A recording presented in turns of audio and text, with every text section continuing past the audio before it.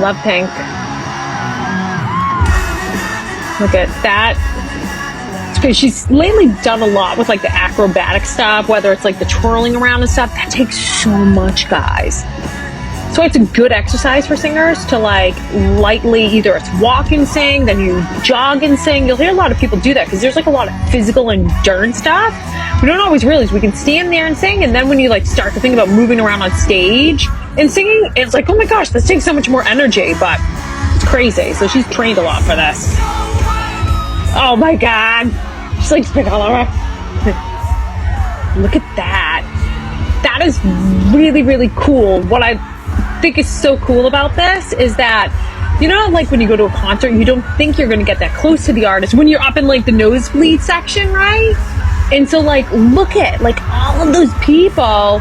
It's a connection thing. It's like a conscious effort to be able to like work and hit all parts of that audience. They're going to become bigger fans. It's just like a connection, right?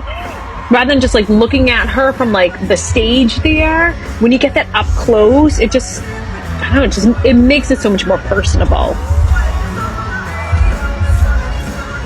You guys, she's still singing.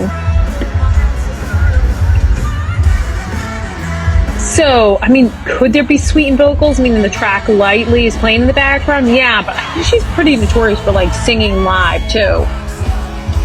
And doing that. I mean, she's got background singers right now singing them. Fucking nuts. Must be kind of fun. Fun too. And here she goes. She gets another point. So they like set those up. That's really cool. And listen to that.